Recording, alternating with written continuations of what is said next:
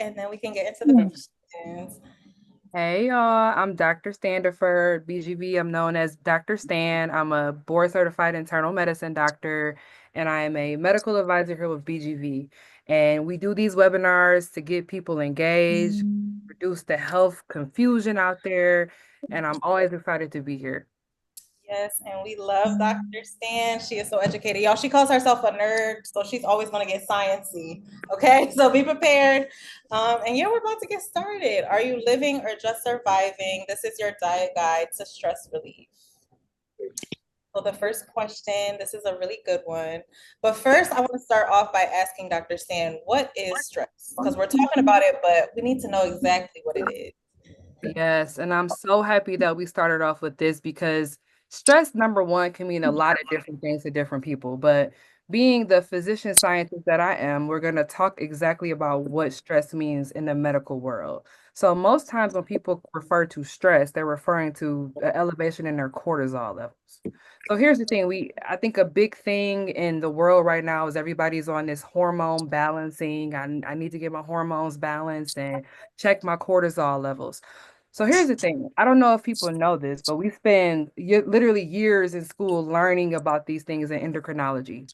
So cortisol is an extremely regulated hormone.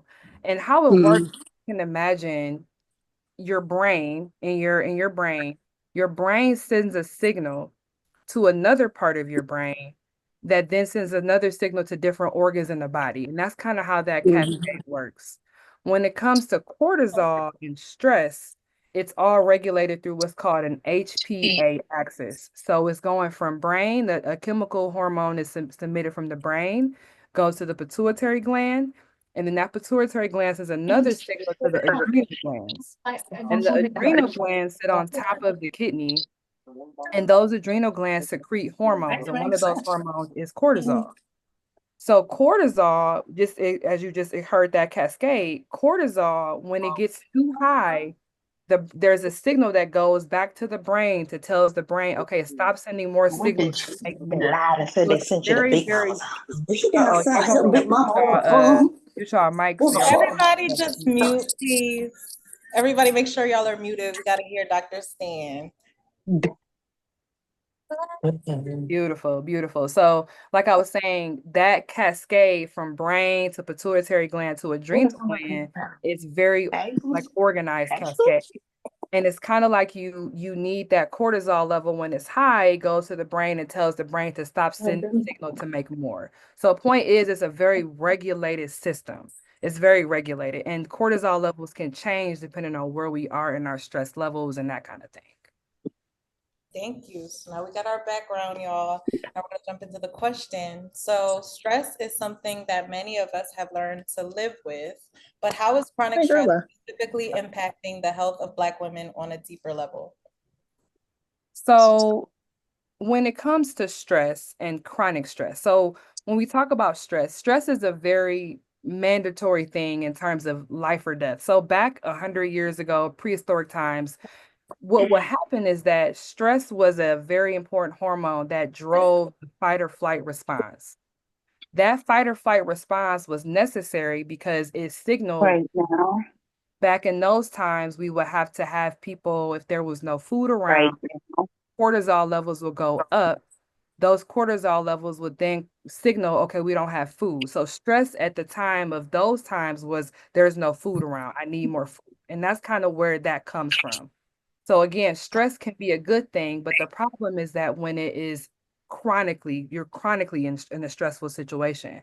So in terms of impacting us at a deeper level, when that stress or that cortisol level is chronically high, it can lead to a bunch of different cascades. So going back to cortisol again, cortisol, one of its main jobs, like I said, back in the prehistoric times, it was a fight or flight signal. There is no food. I need more food. Find food. Be muted. So what happens with the body is an extremely magical, energy conserving efficiency machine. When cortisol levels are high, there's a signal that goes to our livers. Our livers then make more sugar or glucose, meaning you can go without eating and your body can still make glucose because that's the one sugar form that the brain needs to survive. So, meaning when you're chronically in a high stress situation, your body will make more sugar. And that's why sometimes in a lot of people, and when they're stressed, in my world as a primary care doctor, they might their stress signal might look like a pre-diabetes or might look like high inflammation because that high level of cortisol that's always there from chronic stress, especially in our people, is causing all these other health conditions. And when you go through stress and when you go through different things like that, it will cause more health conditions like type 2 Sure. diabetes, heart attacks, and strokes. Mhm. Thank you. All right, just making sure everybody, y'all stay muted, please. Got to hear Dr. Stan as clearly as possible. All right, so next question is, how can stress show up in our physical bodies in ways we might ignore or normalize, like weight gain, low energy, or brain fog? This is an excellent question. And it's all going back to that cortisol cascade. So going back to cortisol, what it's doing is so if you've heard my talks before, we talked a little bit about how people can the insulin's job is to make the sugar or glucose go inside the cells. That's what happens naturally in everybody. When cortisol is high, insulin doesn't work as well. That can cause excess weight gain, especially around the belly. So when we see, when people have larger bellies, sometimes that can Mhm. be a signal of stress. When you're stressed, like in this state, like I told you, cortisol is a fight or flight signal. So when your body perceives that there is no food around, your body is going to go into a state where it's not going to want to burn any fat. So you're going to hang on to all your fat because your body perceives it. There's no food, there's no food. The other thing that starts to happen when it comes to energy levels is that you get a ton of inflammation that also can start to happen. Inflammation, a bunch of different cytokines, or which are little messengers that go throughout the body to tell the body something's wrong. It can also cause stiffness in our arteries, which can then lead to brain fog, low energy, and stuff just doesn't work right because you're in a stressful state. So that's where the brain fog and low energy stuff starts to happen as well. And then that makes the stress even worse because we know we got to get stuff done, but we don't have the energy. We can't think straight. So, yeah, it's a There you lot. go. All right, so what does it actually mean to be in survival mode, and how can a woman recognize if she's just surviving instead of truly living? So for me, we'll kind of give you a little example, and I think this is a pretty classic example of patients I care for in the office. So most of us Black women, we're working. Most of us may be working one, maybe two, maybe three jobs at one time. And then maybe we are also responsible for our parents or grandparents. So now you're working two, three, four jobs. And then you go and you're responsible for your parents or grandparents, or maybe you're a mother, or maybe you're a animal mom. And then you go and then now you're on these committees to do these different tasks. And you're involved with your church and you're doing all these things. And then you become the person that everybody relies on, and so you feel like you can't move from that because everybody relies on you and you're used to that in this vicious, vicious cycle. So much so that you're moving throughout your day, not even realizing that you are in survival mode because you're so used to being the superwoman. You're so used to being the person that everybody relies on that you don't know what it's like to be out of survival mode, right? Your cortisol is chronically high. You don't know what it's like for it to become low again. And it's really interesting when I have these conversations with my own patients and we talk about, there we go. Because most people want to understand, Dr. Standifer, why aren't I losing weight? Dr. Standifer, why isn't my pre-diabetes getting better? Dr. Standifer, why do I feel so tired even though I'm getting sleep? Dr. Standifer, why can't I sleep? Because cortisol also affects our REM sleep, our deep sleep. The other thing that cortisol levels when it's high affects too is our brain. So there's an area in the brain called the hippocampus. The hippocampus's job is to make memories and to for short term. So when your cortisol is high, your hippocampus actually will start to shrink over time. So Oh, one thing I see in my senior patients who've been in this superwoman mode and survival mode for 100 years is we see cerebral atrophy. It's a thing.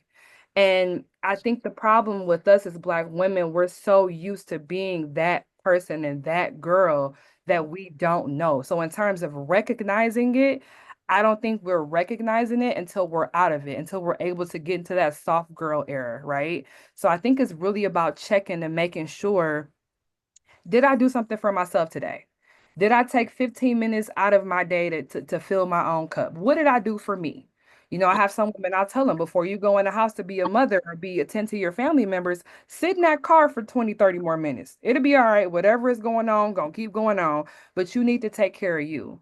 And that's why we talk about caregiver burnout and all these other different phenomena that are starting to happen. It's all stress related. It's killing us. Yeah, I love that. And then we see like online soft girl era, and that really is needed with us. It's so much deeper than just a social media trend. And the ladies in the chat, they're agreeing. Janae said Black women need to rest for real. We really do. Yeah, Mary said military, stressful jobs, grandkids. So it's just so much that we It's have to so deal much all the time. with. All right. So next, why do so many Black women struggle to prioritize their own health even when we know something's off? That's a good one. And I think it goes right back to that original statement. Some of us are the only person in our families. We are the person carrying the load, doing the things. And God help you if you care, you're compassionate. So now I can't sleep because I care about this. It's hard for me to walk away. Now I feel guilty. Now I have guilt. So I'll see patients coming in, literally haven't seen a doctor in years. Why haven't you come to the doctor? Oh, I was caring for this person. I was caring for this person.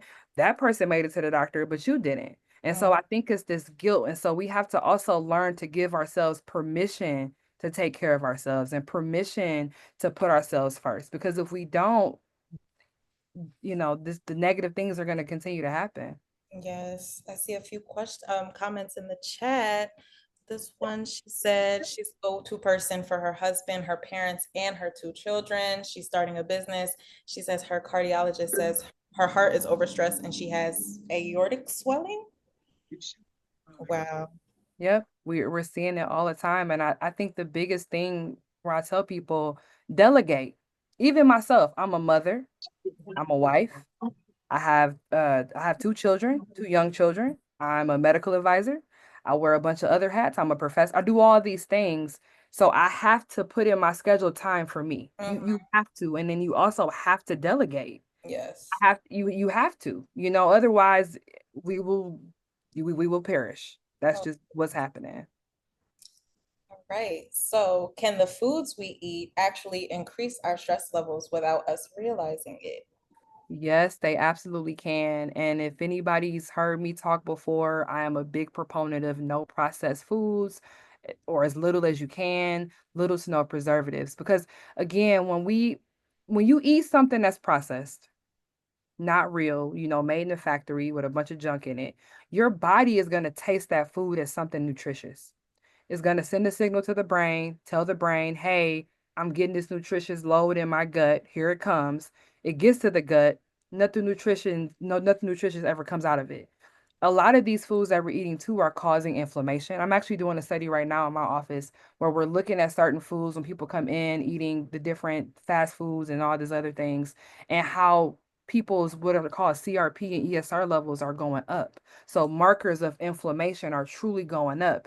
And when the body is inflamed from eating these high preservative, high processed foods, cortisol levels tends to rise as well.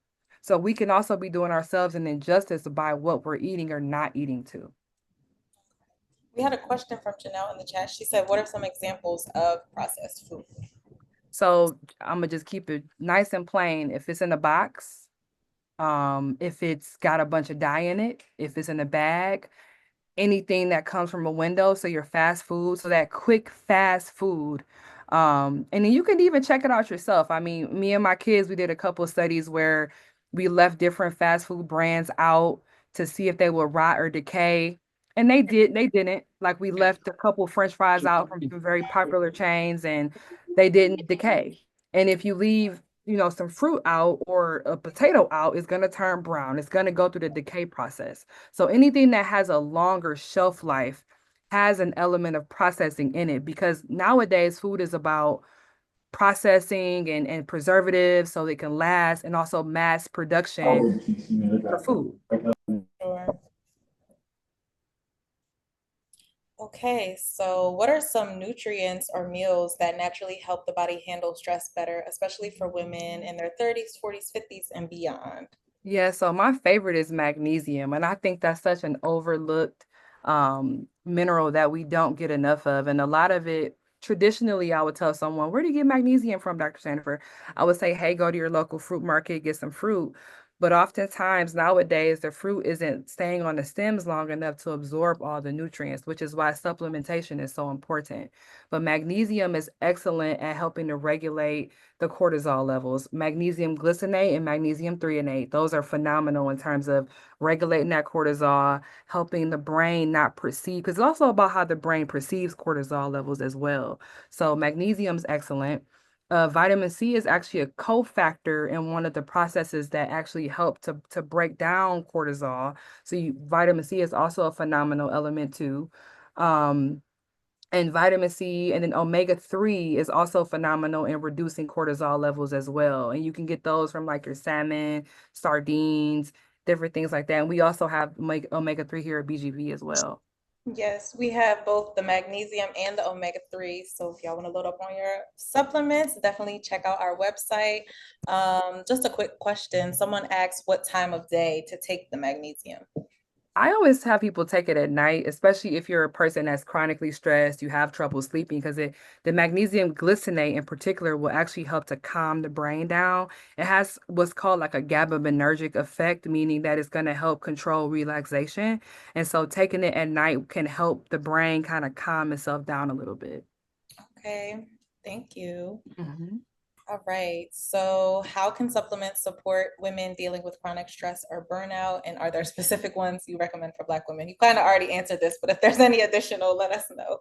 Yeah, I think the adaptogens that we don't really talk a whole lot about, like the ashwagandha, holy basil is another good one. Ashwagandha is, I think, is getting a lot of credit in the media right now because it also helps with that GABAergic effect. But again, with ashwagandha, you also want to make sure that you're talking to your doctor because I have had patients on it. And what's called thyroid hormones can go up or fluctuate. So if you're a person that has a thyroid issue or something like that, you want to make sure that your doctor is checking your levels and know what you're taking from that perspective. But the adaptogens are going to be key right now in terms of helping out with that. There's also another one, rhodiola, which also can help support as well that chronic stress. Okay. And then I got a question from Deborah. She asked if B12 helps. B12 can help. I believe B5 and B6 are more of the cofactors in terms of the HPA axis. So B12 is okay for other conditions, but your B5 and B6 are going to be better for that stress production. Okay. Thank you.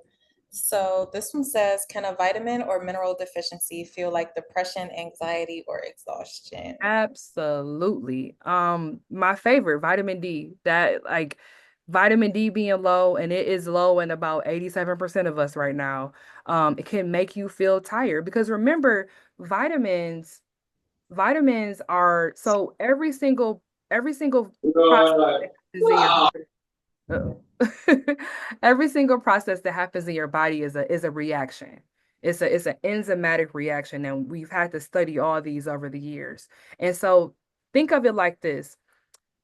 In order for a reaction to happen efficiently, there's something called a cofactor. So think of it like this. Let's say it's cold outside and you're trying to get to your car, trying to walk to your car. Yes, you can walk to your car in the cold, but you might be cold doing it. But then what if I say, okay, here's a coat, a hat, and some boots. Now you can walk to your car better, more efficiently. So that's kind of what the cofactors or the vitamins and minerals do for these enzyme reactions to help them work more efficiently and better. But vitamin D deficiency can make you feel like you're depressed, have anxiety, and feel exhausted. Low iron, which is many of us have because either we are heavy menstrual cycle bleeders, have an issue with fibroids, not getting enough from our diet. Those things can also help us feel exhausted because your body needs these things to actually do all those functions. Same with anxiety. And anxiety is kind of like a mental manifestation of stress. So if you feeling it or something's off, your body's trying to tell you something because your body can't send you a text and say, hey, go get this checked. So it's going to make you feel weird. It's going to make you feel anxious. It's going to make you feel kind of off to signal you that something's wrong. So it's very important to also listen to your body because your body tells you what it needs. Thank you. And of course, y'all already know that we have D3 on our website. We have regular and sugar-free. Joanna asked, she said that she's read that we need to take K2 with D3 to ensure that the D3 is absorbed. So there is some data that suggests that K2 does help with absorption, but it's not absolutely mandatory.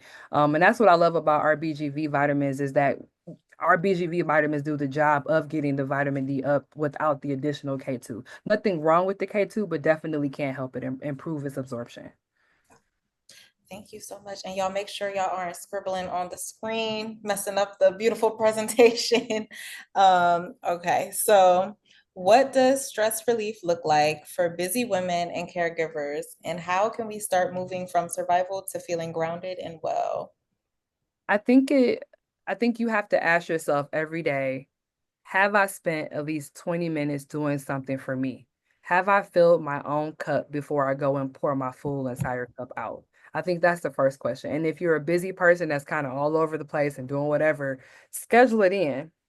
I think the other thing many of us think, oh, I got my hair done, or I got a massage 3 weeks ago, or I got my nails done, knowing the difference between self-care and self-maintenance. Like getting your hair done, nails done, all that, lashes, all that, that is what I call self-maintenance. That's maintaining your outward appearance. And it might feel good doing it. But let's be honest, how many times we go get our hair done and it don't come out the way the picture was? Or our nails got done and one is messed up, or you like, she hurt my finger. So there's an element of stress that goes into that process in and of itself, right? So self-care, on the other hand, literally is going to help revive one's being. So meaning finding something, learning how to explore different things. I tell my patients all the time, I love to color. Coloring is my jam. I love to color. It helps to slow my mind down. And guess what? It's pretty How cheap. did You I go get to on the Dollar here? Tree, get some color pencils, get a coloring book, and sit in your bed and do your thing. That's a Yes. good thing. Me and my good friend Jenny, we read books all the time. So audio books, getting into something. So something that is kind of moving you from wherever you are mentally into something that makes you feel good, right? And here's another thing. Have sex, y'all. I keep saying that. Whatever that looks like, if you cannot have sex, masturbate, get an orgasm is my point. Why? Because oxytocin, when you have an orgasm, is released. And what does oxytocin do? It's one of those other brain chemicals. It actually helps to reduce cortisol levels. It also releases prolactin that increases relaxation, muscle relaxation. You also get endorphins when you have orgasms that also help reduce cortisol levels. So either it's with a partner, with yourself, whatever you got to do. We need to get into that more, right? Read some erotica, get yourself into the mood. This is a natural. People want to do, I want natural. Have sex, y'all. This is me telling you, okay? Y'all, Dr. Stan is always going to be very, very real with us. Okay. That's what we're seeing here. But no, absolutely love coloring and reading books. I think a thing with me, whenever I read a book, I feel like I always have to read something like self-help or educational when really it could be something fiction and unserious just to relax. Bingo. Because if you think about it, if you're reading for self-help, you don't have that relaxation part on. You're probably gonna let me go ahead and take some notes because she said this. Like you're not relaxing. So for me, when I self-read, it's some thrillers, it's some Mhm. mysteries. Like, girl, can you believe this happened? Like it's I want that. You know what I mean? So get into it. Yes. All right, next question. How can someone know when it's time to pause and reset before stress turns into a deeper health issue? When you start to notice skin changes, when you started to notice your hair is falling out, when you start to notice I'm getting fluttering in my heart, when you Mhm. start to notice I'm gaining weight and I'm not even eating anything, when you start to notice that I'm not myself, when you start to notice that you might have a partner and your partner tries to touch you and you don't want to be touched, you're irritable, you're not yourself. We have to do self check-ins. I think people should, at the end of the day, hey, what went well? What did not go well? How am I feeling? But the biggest thing is giving ourselves permission to do so. Okay. Thank you. All right. What are some first steps a woman can take to start managing stress if she's been carrying it for years and doesn't know where to begin? And I think that's self-check. Have I done something for myself? Mm, How is my blood levels? Like where is my health at now? Is my blood pressure up? That's another thing. People don't feel high blood pressure, and cortisol will make those arteries more narrow and cause the blood pressure to go up. So I have people all the time, for example, I have people who are extremely stressed on the job. And then when they leave their job on the weekends, their blood pressure goes back to normal. mhm, So but the problem is you don't feel it. So also maybe getting yourself a blood pressure monitor to check your blood pressure. I'm a really big proponent on what's called a continuous glucose monitor. There's a brand called Stelo. You can get those online, and it's a tracker for your glucose, because when the glucose level starts to go up and you're not doing anything, that's a marker that your cortisol level might be high. mm, I wear a Whoop watch, and the Whoop will tell me cortisol levels are up. My Apple Watch, hey, your heart rate's going up. So different signals, but we also have to be in tune with ourselves, and we also have to be ready to do something about it. You see these things happening, are you gonna make a change? Right? yes. And where can they find the motivation to really just go to the doctor and get checked out?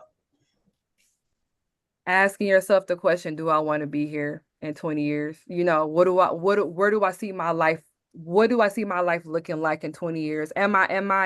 Feeling, am I doing what I need to do to have a good quality of life in 30, 40 years from now? I think that should be the number one question. And if the answer to those questions are no, then it's time to make some changes. And I think the first change should be, if you don't have a doctor, going to see a doctor. Because most of this stuff I'm talking about, we're talking about symptoms, we're talking about signs. But Mhm. 99% of people that come in my office with these same manifestations don't feel a thing. They don't feel a thing because they've been living in that space for so long. All right. So, how can we start to rewrite the narrative around stress and wellness in our families and communities so the next generation doesn't inherit the same cycle? Conversations like these, building a community, finding you a circle of people you can trust and lean on. And if you evaluate your circle and maybe someone was your friend for 30 years and now they're acting weird, let them go. It's okay to let people go. It's okay to walk away from toxic situations. It's okay to again pour into oneself first. Teaching ourselves that, like I teach my children to be still. It's okay to be still. We live in a world where we have access to too much stuff, right? If you want to start a business right now, you can do it from your phone. If you want Mm-hmm. to figure out a protocol for something, you can put it in ChatGPT. Social Mm-hmm. media, like I think it's important to kind of deplug and learn how to be still and be calm for a bit, because we're also our own toxicity too. I'm telling everybody be cool, be stress free, but how many people gonna come off of this call and log on to Instagram or log on to Facebook or go check their email or go call somebody that, go do some other task? So there's Mm-hmm. also this idea where I think that I always say ambition is a silent killer too. Everything is about balance. So also doing too much, because again, there's this whole Black woman plight. And trust me, I know, because I'm a Black physician who went to all PWIs, and I always had to be best. I always had to be good and better. I couldn't be, there was no space for me to fail or make a mistake, right? So I've lived in this survival state, and I've also suffered from pre-diabetes, eczema, obesity, all the things, because I wasn't pouring into myself. So I think having a conversation is being real with ourselves and trying to delegate tasks off of ourselves and being okay with that. Okay, thank you. Y'all heard her. Do not get on Instagram and Facebook after this. Get a coloring book. Go do some yoga. And have sex or an orgasm. All right. Hello. So now we are giving y'all the opportunity to raise your hand. It should be at the bottom of your screen. So you can ask Dr. Stan a question. This is going to be like our virtual doctor visit because, not everybody has access to a Black physician. So we're giving y'all the opportunity. Anything related to food and stress, your diet, just raise your hand and she will answer your questions.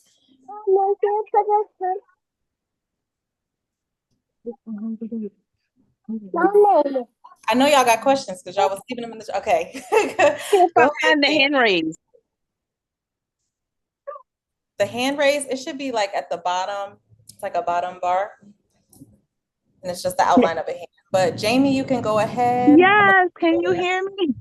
I'm Yes. sorry, they're playing music over here in my neighborhood. Okay. I just had a question. See, I found out last year that I was a type 2 diabetic, right?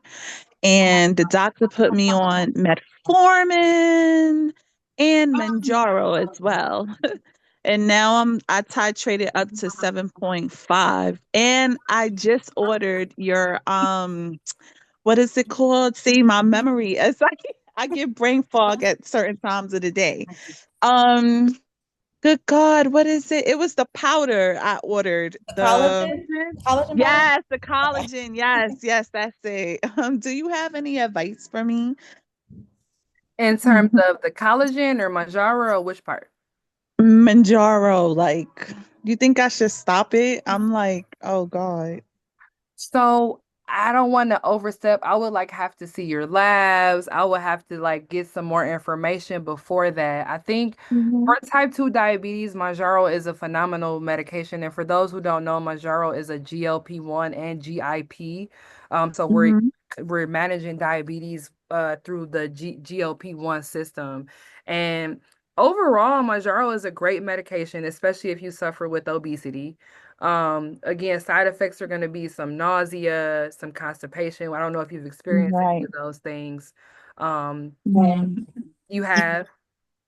Yes, I have in the beginning, especially with the metformin, that one right there. If you stop taking it and you retake it, that's it for your stomach, you Yeah, know? yeah, that's a big, big one with the metformin because of the gas that it can cause. But I think really trying to get yourself on a good bowel regimen, making sure that Hmm. you're exercising, regularly, because exercise, like I was saying, the same thing with orgasms can also help reduce that stress level. And maybe eventually as you continue to do those things, maybe you can wean down and come off if that's one of your goals. Right.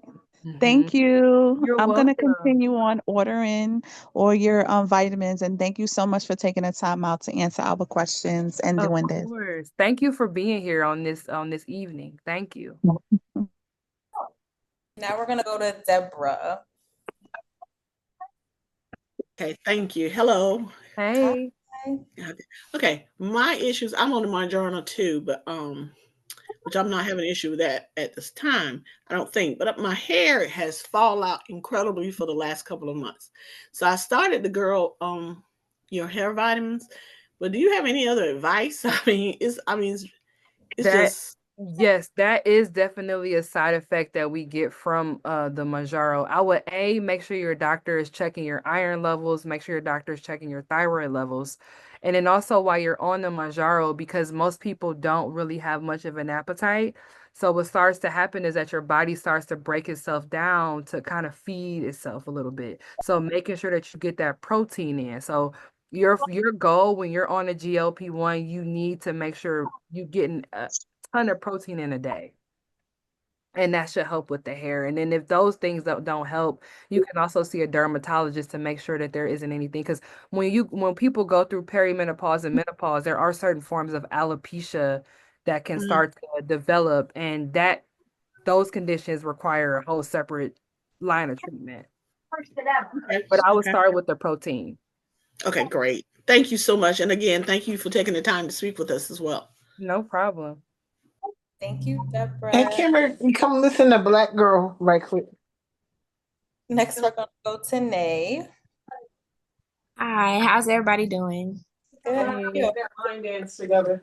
I Okay. am I have recently gone to the doctor and they had told me that I have After that. fibroids and I'm 30 years of age and I don't have children yet. So I just wanted to know what steps should I be taking as far as the doctor visit went. I don't think I was informed with a lot of information. So my next step is to follow up with the MRI. I live in Atlanta, Georgia, so I'm doing like my own in tuneness. With that, I had recently found out my blood type, and I've been fasting and also eating one meal a day, but I know exactly what I need to eat. Therefore, I don't have inflammation. I just wanted to know, where should I begin with my fibroids journey? Yes, so it first of all, thank you for sharing. I think it depends on one, if your fibroids are causing heavy bleeding, you want to make sure that your doctor is checking your iron levels. That's the first thing. The second thing, it also depends on, do you plan to have children eventually one day? Yeah, if yeah, the answer Yeah. is yes. Yep, Yeah, yep. if you So find so then somebody. the next part is going to be talking to a OBGYN, because it also depends on where your fibroids are within your uterus, because they can be like in certain areas and not ever cause a problem. Then they could be in areas that cause all the problems. So I think the pelvic MRI that you're going to get is perfect to know where they are. And then based on where they are, your GYN can determine what procedure, if warranted, would be best for you. But for me as an internist, the first question I have is, how is your iron levels, to make sure you're not anemic? Because that's what I see a lot of in my office, is anemia related to heavy bleeding from fibroids. Okay, I was recently anemic, beginning in January of 2025 for the first time. So they had came up because, like I stated, I'm doing this whole holistic journey. So prior to that, I've never had this issue, just came out of the blue.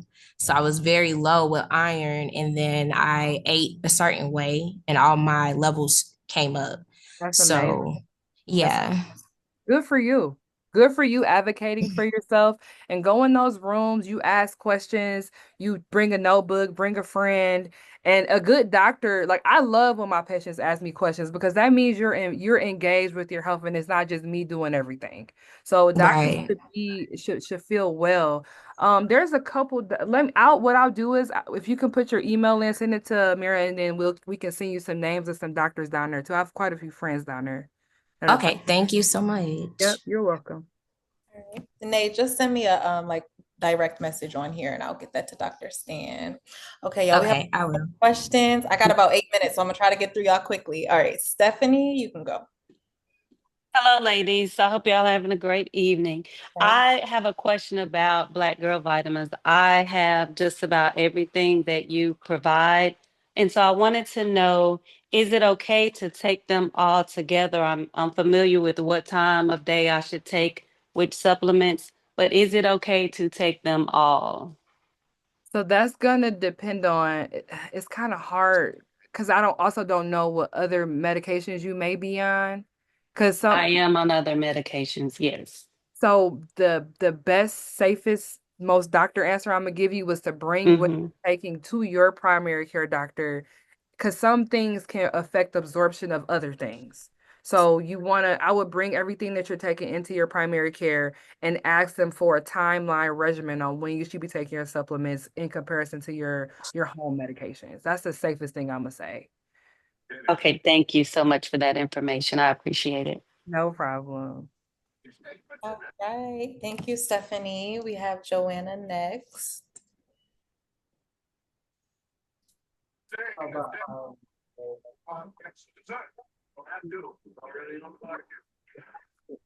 Sorry, I was on mute. My bad. Okay. So first, I wanted to know if we could definitely have this on a quarterly basis to please keep this conversation going.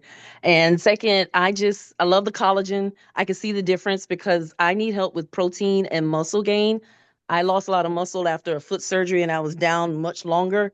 And then the perimenopause is kicking in, so I'm trying to put the muscle back. So, any suggestions on protein? I know you got whey and soy and all these other things. And the last thing was magnesium. I do take the magnesium glycinate, but it's just, I don't know how much to take, but I do take some at night, like 200 milligrams. Yep, so that's the 200 milligrams is what I generally have my But he patients be getting take. angry. I How just making sure they're not. his daddy be messing with him, he get upset. Oh, you gotta mute your phone. I'm not sure who's talking, but what I do the 200, but I also have checked the levels too, because you can't overdo on magnesium. All these vitamins and things, you want to make sure that someone is checking the levels to make sure that you're not exceeding, because you can't exceed on some things too. So that's the first thing. And then the first part of your question, you said, can you repeat the first part? I'm sorry. Yeah. The first part was protein. I'm putting muscle back on. I lost a lot of muscle after having some foot surgery and I was down for so long. So, and then menopause is kicking in. So I'm having muscle loss and I'm trying to put it back safely, and get back in my resistance, strength training, heavy lifting. But protein is everywhere. And the whey and soy and so much. I can tell you now, this is separate from protein. The collagen that you all have, huge difference. I've just finished my first tub and reordered my nails, my skin, the dimples, and the muscle loss dips that's in certain areas, like my behind. I have dips because of muscle loss in certain areas. It is plumping back out. Thank you so much for that. Okay, But in girl. addition to that, I know Yeah. I need protein to get So back. I did have Dr. Day. I've gone over my levels. She told me I have to back off my D3. Another lady said that too. I need to back off my D3. I'm yep, high on that, but I'm low on iron, so I'm gonna start you guys iron as well. But I take yep, the gummies. perfect. So I like the whey protein, whichever Wait, brand. okay. Some people prefer there's like a couple vegan different brands, but I always say talk to your doctor too because too much protein can also be a problem with the kidneys. Everything is like a Okay. balance dance thing, if you will. And then depending on where your kidney functioning is, they say that some people can get like zero point 0.8 grams per kilogram of protein a day. And then that might also change if you're when you get back into your maybe if you're strength training and different things like that. But definitely I always say talk to your doctor first because so many things can interfere with other things. Right. So but Okay. I do like the whey protein. I take it every day myself. Mhm. My daughter wanted to know if you're going to have capsules for your vitamins because she has braces and the gummies are her nemesis when she does it chewing. So if that's ever an option, she's looking forward to it. Thank you. Thank y'all so much for today. It's been very helpful and reassuring for us who have tried to figure it out on our own. Thank you. Thank you. All right. So I don't want to pronounce your name wrong. Tanisha. And that might be our last question, depending on how long it is, but you are free to ask your question now. Hello, it's Tanisha. How are you? Good. How are you? Good, thank you. Thank you so much for this call. This is very, very helpful. I have been taking, I'm just learning about BGV, and I've started the Minochill supplement, and I can see it is helping. The one question I had is, what's the best time of day to take it? Is So there like a recommendation or, yeah, so I've started the couple of patients I have that ask me about it, just starting it at night. Um, okay, that because the ashwagandha in it with the calming effect. Because I've had some people say, "Oh, I took it during the day, I felt a little bit sleepy." So I always say try it at night. Most new medications, vitamins or medications, I always have people try at night, just in case some people get sleepy and different things like that. So that would be my recommendation. Or even, with your dinner, so you have it with food as well. okay. Oh, so you can take it with food. You Okay. can take it with food. Uh-huh. Okay, and then my second question was regarding the iron. Hmm. I was thinking about getting the iron supplement. Um, is it that my doctor had me taking iron, but for some reason I thought you could take it any time of day, and the pill that she gave me was like at nighttime. If I start the BGV, can I take that in the morning, or should I take it at night as well? You could take the BGV gummy in the morning. That's fine. I always Okay. take the iron with food, and then depending on where your iron levels are, sometimes iron in certain bodies can cause constipation. So I'm real big on like trying it every other day first to just kind of see how your gut does with it. But just like Okay. vitamin D that can build up in the system, so can iron. I think iron is one of those where you 100% want to make sure that your doctor is checking your levels because iron is the one where the body doesn't know what to do with it when it's in excess, and the iron, when it's too high in the body, can go and start to store in other organs, which can cause other problems. So Okay. definitely make sure I would say before you switch to the gummy, make sure you have your levels rechecked and then kind of go. Okay. Yep. Okay. Thank you so much. You're welcome. All right, thank you so much, everybody. I'm sorry, I know there's a few more hands raised, but we got to wrap it up. There will be other opportunities to ask your questions to Dr. Stan, so do not worry. And we will share a recording of this webinar on our YouTube channel. It'll just be Black Girl Vitamins. We post like the whole thing, so you'll be able to take notes and, you know, rewind and everything like that. So now we have a little surprise for y'all. We have a special 20% off on all of our products on our website using the code STRESSLESS20. Just go on our website if you want to shop those products that Dr. Stan discussed, like the magnesium, omega-3, D3. Definitely go on there and check it out.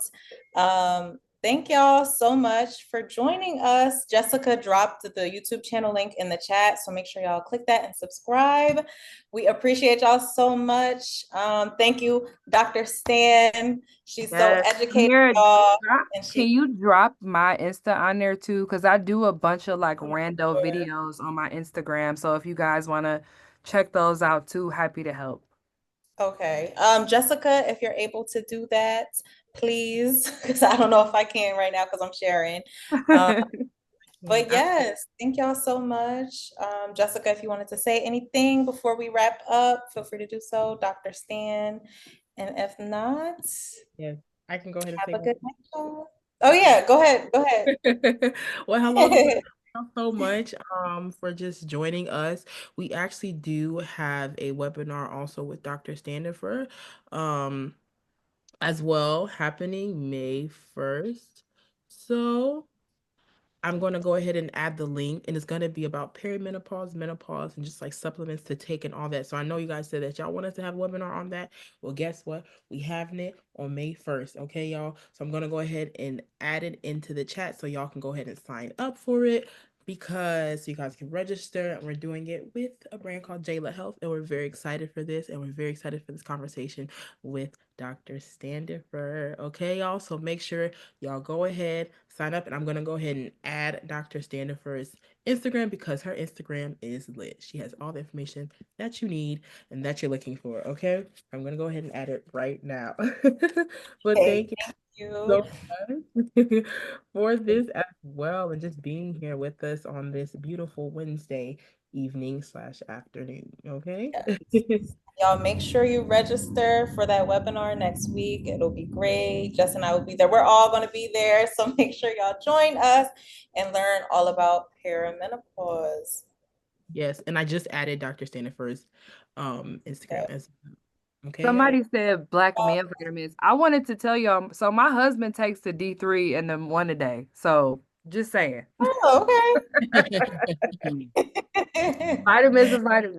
Yes. Love it. Well, thank you so much, Dr. Stan. Thank you, everybody, for joining. Make sure y'all go follow her. Make sure y'all register for the webinar and use that discount code. Have a good night. Bye, guys. Bye. Bye.